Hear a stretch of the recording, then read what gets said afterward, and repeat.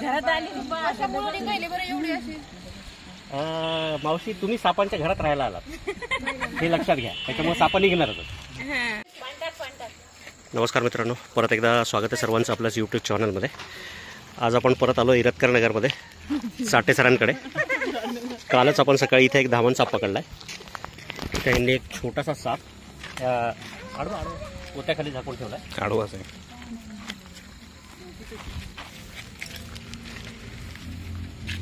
ताई गेला बाई आता पाहता नाही हा हे बारीक हो हाय हाय हाय बाई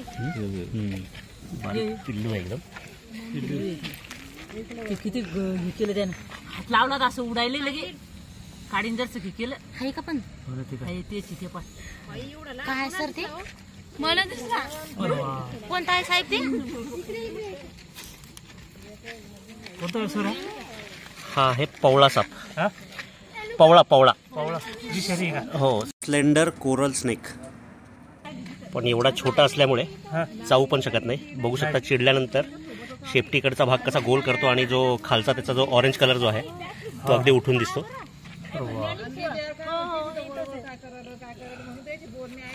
फणी वगैरे नाही, छोटा साप आहे तो, फणी नसते. फणी फक्त नागाला असते सर. असं आहे का? तोंडाचा भाग जो आहे तो एकदम काळा असतो. शेपटीकडे चिडल्यानंतर बघा कसा गोल केलाय त्याने. आणि दोन काळ्या रेषा असतात आणि खालच्या साईडला ऑरेंज कलर असतो.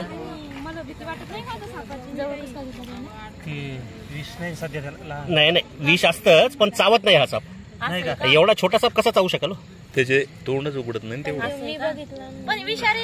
हो विषारी आहे. पवळा साप.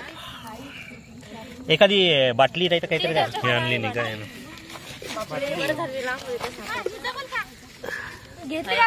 झाकण कुठे? अतिशय छोटा आहे. हे पिल्लू आहे. ॲक्च्युली हा साप नॉर्मली जी याची मॅक्सिमम जी लेंथ आहे ती जवळपास 1 पाऊण ते 1 फुटापर्यंत वाढू शकते. बाईटच्या केसेस अजून तरी नाहीत ह्या सापाच्या काही. स्लेंडर कोरल स्नेक, मराठी नाव पवळा. म्हणजे खाली जो त्याचा लाल रंग आहे त्याच्यामुळे त्याचं नाव शेपटीच्या खालच्या लाल रंगामुळे पवळा असं आहे मराठीमध्ये. त्याची पिल्ले असतील का काय आता इथे का नाही? असू शकते. हेही म्हणजे आता खूप लहान पिल्लू नाही आहे हे. आता म्हणजे नाही म्हणलं तरी 1-2-4 महिन्याचं वगैरे असेल कमीत कमी. 2-4 महिन्याचं. हो, हे जास्त मोठा होतच नाही ना. हा जास्तीत जास्त 1 फुटापर्यंत वाढू शकतो, मॅक्सिमम 1 फूट. पवळा नाही का दिसला कसं काय हा एवढा बारीक? मला दिसलं घरात आली म्हणते काय तरी दिलं घरात आली बरं एवढी अशी. मावशी तुम्ही सापांच्या घरात राहायला आलात हे लक्षात घ्या, त्याच्यामुळे साप निघणारच. आधी इथं वस्ती होती का? पण इतके कसे लयच निघायला लागले. आता उन्हाळा चालू झाला की हळूहळू साप निघायला लागतं. गरमीमुळे निघतात. 8-9 साप झाले. 9 आहे आता तुमच्याकडे. विषारी हा विषारी साप, पण आता एवढा बारीक असल्यामुळे तो चावू शकत नाही. चलो धन्यवाद. काय मित्रांनो, काल रात्री आपण इरतकर नगर चाटे यांच्या घरासमोरून रेस्क्यू केलेला स्लेंडर कोरल स्नेक, मराठी नाव पवळा, विषारी सापांमधला एक साप. पण अतिशय लहान असल्यामुळे ह्या सापाच्या बाईटच्या केसेस नाही आहेत. मॅक्सिमम जी लांबी आहे या सापाची ती 1 फुटापर्यंत वाढते. खाद्याबद्दल असं ॲजसच काही कन्फर्म नाही, पण बऱ्याच ठिकाणी जो वाळा साप जो आहे, ब्राह्मणी वर्म स्नेक किंवा ब्लाइंड स्नेक ज्याला सळई किंवा वाळा आपण म्हणतो, तो साप खाल्ल्याच्या नोंदी आहेत ह्या सापाने. विषारी असलेला स्लेंडर कोरल स्नेक चिडल्यानंतर शेपटीकडचा भाग गोल करतो आणि जो खालचा ऑरेंज कलर किंवा लाल कलर जो आहे तो त्याचा उठून दिसतो.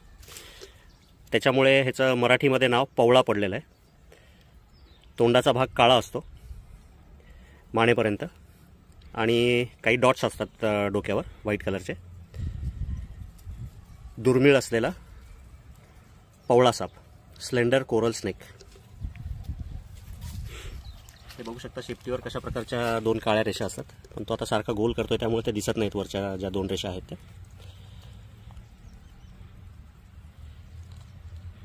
विषारी साप.